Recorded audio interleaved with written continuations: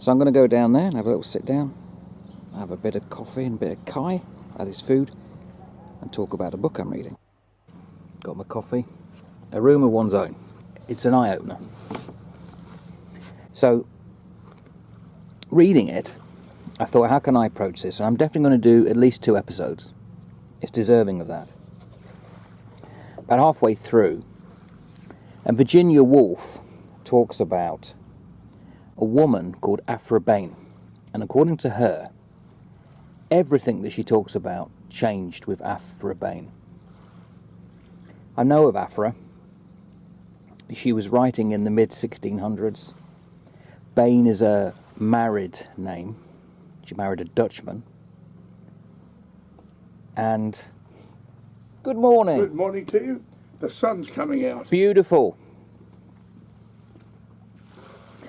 And she is accredited as being the change because up until her, most women were anonymously accredited or wouldn't put their name down to a piece of literature. They were almost therefore written out of history. There would be some we know of, such as Sappho, and more importantly, women would have been depicting women, but generally we don't have many. Or so we think. Because Virginia talks about the fact that if you ever come across a piece of literature and it's like, well, even after Aphra Behn, but certainly before, if it's anonymous, chances are it was a woman that wrote it.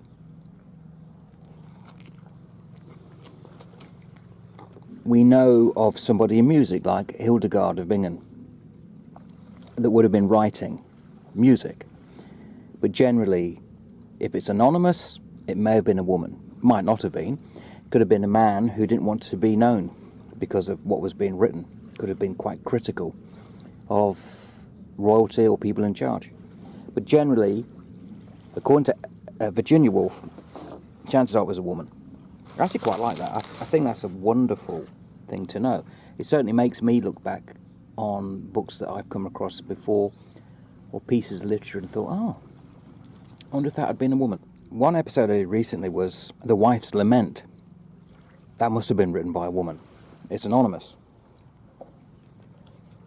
What this has done is made me apprise my own reading habits. Very early on I became aware that the choices of books that I was choosing were all male. That was a lesson which I rectified immediately, and therefore get more female authors or pieces that really showcase or highlight women, such as The Merchant of Venice.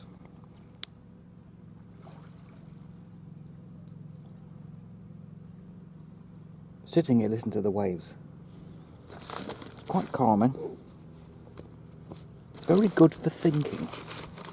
Virginia talks about Aphra. She says, Mrs. Behn, made by working very hard enough to live on. The importance of that fact outweighs anything that she actually wrote, even the splendid 1,000 Martyrs I Have Made, or Love in Fantastic Triumph. For here begins the freedom of the mind. Now that Aphra Behn had done it, girls could go on to their parents and say, you need not give me an allowance, I can make money by my pen. So I'm going to talk about Virginia, and on the hook, it's all before Aphra Behn. And then the second one will be obviously based on after Aphra Behn. I've read one of Aphra's pieces of work called Uranuku. Very powerful. And it's the idea that Prince is whisked away by the slave trade and how he survives and wants to meet up with his wife, who's also taken. And the tragic end. Beautifully written. So Aphra is definitely one to look more into. So here's my take on the first part of the book, a room of one's own. So Virginia Woolf, well known in her era, her time, part of the Bloomsbury set, which is important in English literature at least, she was asked to do 2 talks, because of who she was known for, on women in fiction. And what this is really a collection of, I believe, 2 lectures. And it begins where she says that she was asked to talk about women in fiction, and then her walking through a fictitious college. She says it's called Fernham. Let me get this right. I've only got to turn over a page and I don't seem to be able to do it. Yeah, Fernham, which is possibly based on Newnham College in Cambridge. And she uses the word Oxbridge, which is common currency in England and in Britain, United Kingdom. So it's a combination of both Oxford and Cambridge, which were the elite universities historically and still are. And I say elite, I mean elite in Britain. St. Andrews would have something to say about that. And she said, one cannot hope to tell the truth. One can only show how one came to hold whatever opinion one does hold. Use of one is interesting there. It certainly sets her in the socio-economic group that she was. And she talks very succinctly and very convincingly about walking through this fictitious college. And because she's a woman, she cannot gain access to the library. Which, well, she can, but she needs a letter. And what she's trying to say, and she does this quite often throughout, well, certainly what I've picked up so far, she'll make people up. So she talks about Shakespeare's sister, if he had had one. Of course, as far as we know, there is no Shakespeare sister. And I don't mean the pop group.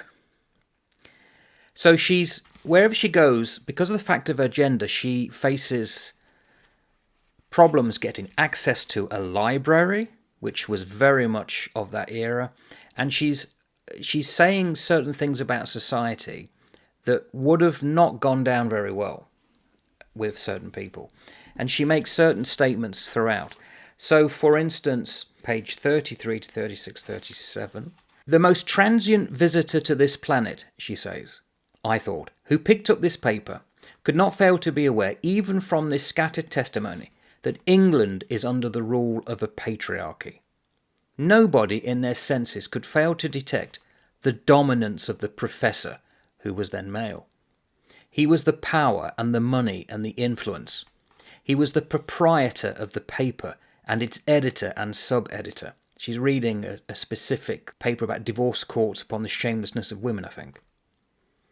He was the foreign secretary and the judge in the government. He was the cricketer. He owned the racehorses and the yachts. He was the director of the company that pays 200% to its shareholders. He left millions to charities and colleges that were ruled by himself. He seemed to control everything, yet he was angry. And then she says, in her own voice, when I read what he wrote about women, I thought not of what he was saying, but of himself. And then again, I'm just going to go through, and you can see that these pieces I'm about to read out are separated. Rich people, for example, are often angry because they suspect that the poor want to seize their wealth. Creatures of illusions as we are, it calls for confidence in oneself. Without self-confidence, we are as babes in the cradle. And how can we guarantee this imponderable quality, which is yet so invaluable, most quickly? By thinking that other people are inferior to oneself. So she's putting up a mirror to the society in which she is thinking about and say it's male-dominated. They suppress all women at this time from ever entering positions of power. Women were not MPs. Although I've got to think when... who was the woman from Plymouth? She was an American who became the first female MP. Hold on. Yeah, Nancy Astor. And she served from 1919 to 1945, which was before this was written. So women had started to burst through that bubble, but generally it was very rare. Hence the enormous importance to a patriarch that great numbers of people, half the human race indeed, are by nature inferior to himself. Mirrors are essential to all violent and heroic action. That is why Napoleon and Mussolini both insist so emphatically upon the inferiority of women, for that if they were not inferior, they would cease to enlarge. Now, as a man, that's very powerful stuff. That's like a oof to the stomach. Small-minded men in positions of power put down women to make themselves look bigger. And it's interesting that this was written a long time ago. And it's still the same now. Which is not funny. It serves to explain how restless they are under her criticism. How impossible it is for her to say to them, this book is bad, this picture is feeble, or whatever it may be, without giving far more pain and rousing far more anger than a man would do who gave the same criticism. The looking-glass vision is of supreme importance because it charges the vitality. It stimulates the nervous system. Take it away and men may die, like the drug fiend deprived of his cocaine. So she doesn't hold back. She makes some very scathing comments about how women at her time, this is roughly the 1920s, were dominated by patriarchy and male wealth. And that it was a club in which women were literally kept out, locked out. And she said that has always been the case. It's getting better. And she divides the timeline of history up until that Aphra Behn moment.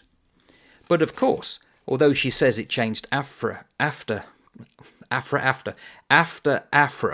blimey, try and say that when you've got no teeth. After Aphra, it would change, but of course, how much? Because, as I know she talks about later, women such as Emily Bronte had to put out the books as a man, or anonymously.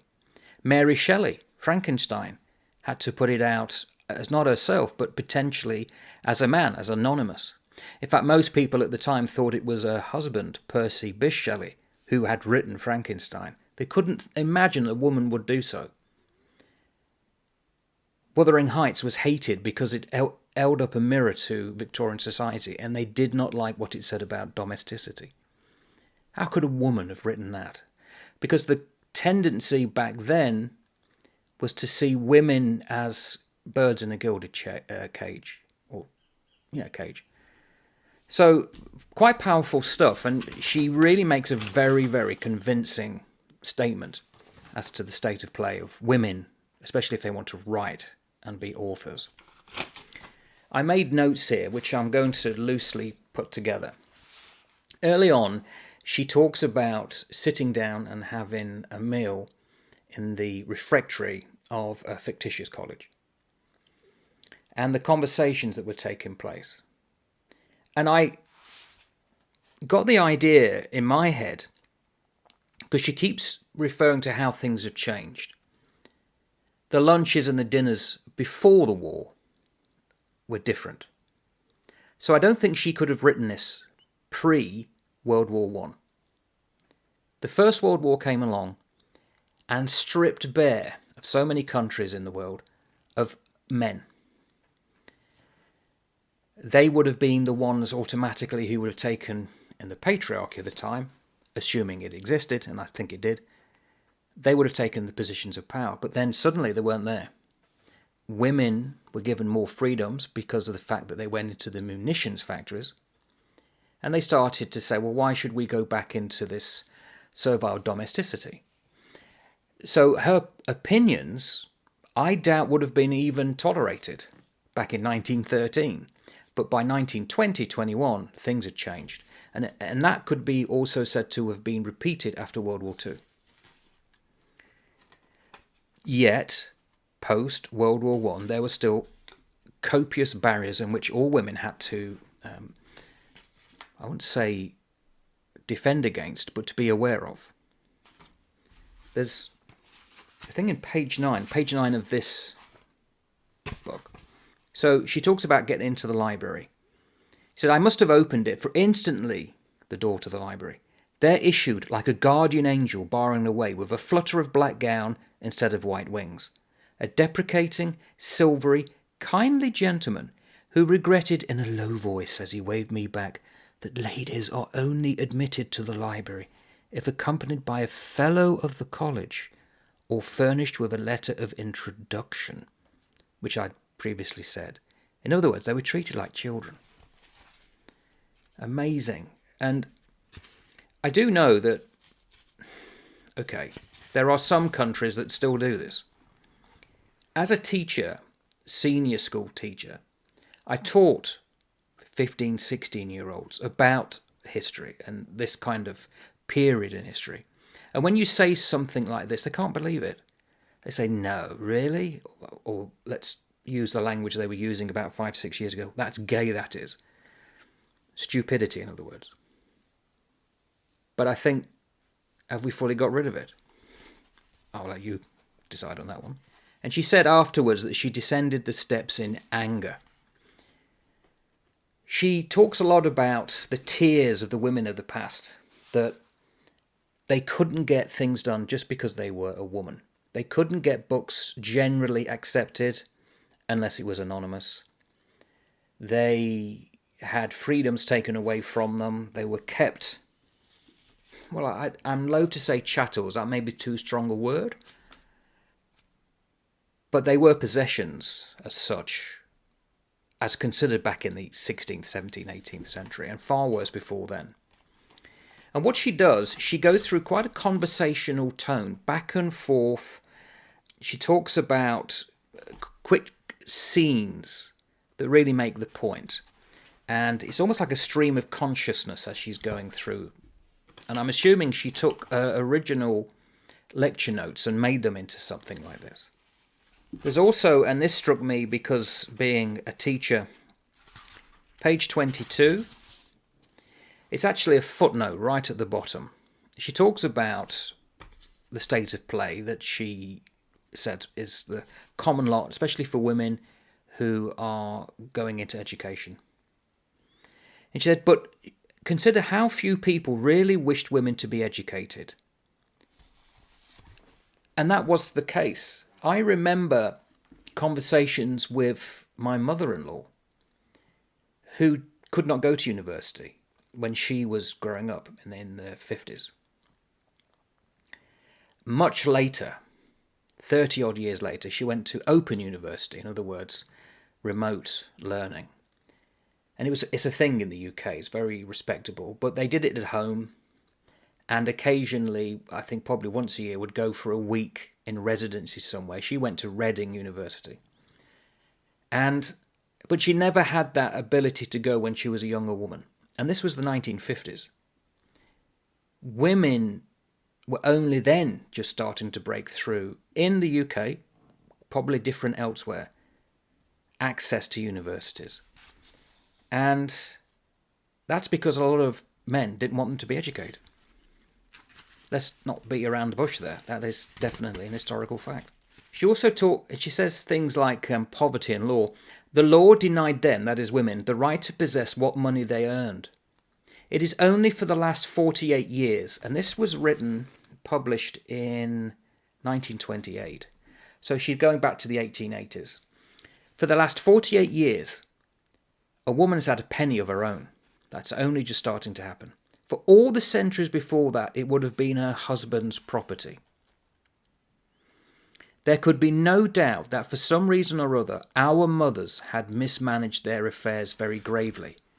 Now, I may be misreading what she's writing here, but I get the feeling she's condemning women for not standing up and demanding rights that by her time was starting to come through. How unpleasant it is, she says, to be locked out. There's this thing where she goes to the British Museum and she's looking for truth, but she cannot find it. She cannot find women's names on the books in the whole library, and it distresses her. And there's this interesting back and forth little bits here, talking about Alexander Pope, who believed that most women have no character at all. But that wasn't necessarily reflected in all men. She actually says that Napoleon thought women were incapable of education, but Dr. Johnson thought the opposite. The common question aimed at women for centuries was, do they have souls or not? And others, on the contrary, maintain that women are half divine and worship them on that account. So there's always been this almost two-edged sword throughout history that women have had to deal with. Some think them incapable of anything and they've got no souls, and some people think they're angels and they should be praised and put on pedestals. I wonder if that's correct. We often misread history. We often read academic versions of history now that are always changing when a new person takes over a chair. It's just one of these things that are perpetually evolving. Now, I know that I'm not going to put the pressure on naming the person because they may not want to respond to this, but there's somebody who I've come across who is a historian, and a female historian. I'm interested to know, what do you think? Am I getting this right or wrong? So it's very interesting how she lays out the landscape of the prejudice that women perpetually had to deal with, even in her own time, despite the fact Aphra Behn seemed to have changed things. Just a couple more things to talk about, what I've made notes of. And again, this may not follow on necessarily for what I've just talked about. He said the chief occupations that were open to women before 1918, it was the hardness of work, the difficulty of living on the money when it was earned, the poison of fear and bitterness, doing work that one did not wish to do, like a slave, flattering and having to fawn. A rust eating away the bloom of the spring, destroying the tree at its heart. Very powerful imagery. But what has really got my attention was chapter 3. She starts off by saying that in the time of Elizabeth, the Tudor period in the English history, a perennial puzzle was why no woman wrote a word of that extraordinary literature when every other man, it seemed, was capable of a song or a sonnet. But was that the case?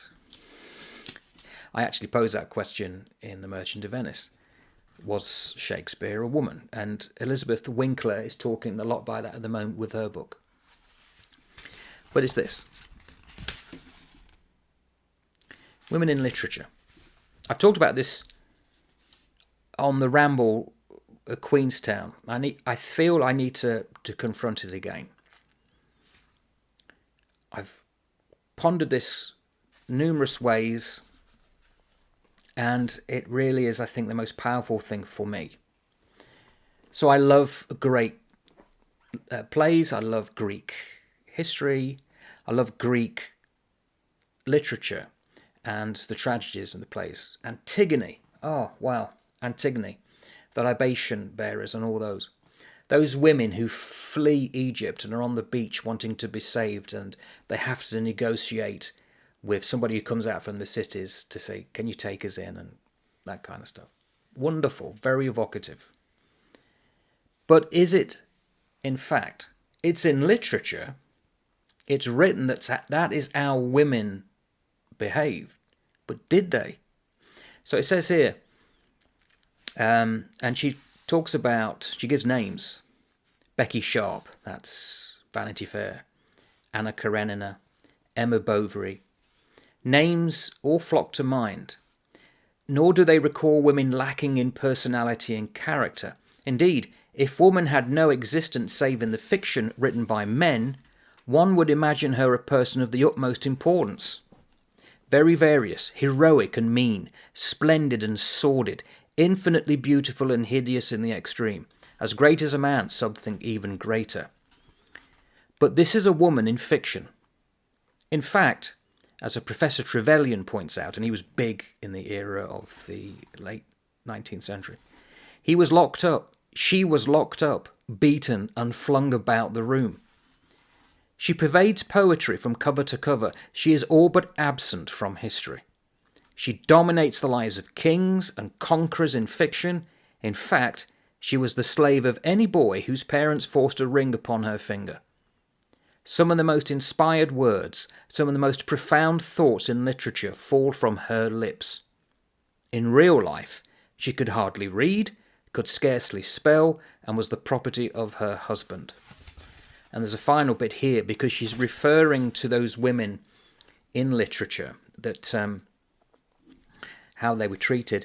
It remains a strange and almost inexplicable fact that in Athena's city, so this is ancient Greece, where women were kept in almost oriental suppression as odalisques or drudges, the stage should yet have produced figures like Clytemnestra, Cassandra, Atossa, Antigone, and Medea, and all the other heroines who dominate play after play.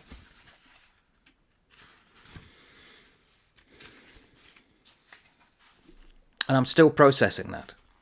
And then, because I love history and read many history books over my years, I started to become aware of the skew, in my mind, to my point of view, from big history to little history. So in military history, you get these huge battles, and it's how many tanks are involved, say in the Second World War, and how many men lost their lives, and how many miles or kilometres did the front get pushed forward when, say, for instance, Nazi Germany invaded Russia. Big history, generals, kings, but never the peasants who had to work the land that the tanks had just gone over or the infantry had just destroyed. There's this wonderful battle. Oh, no battle was wonderful.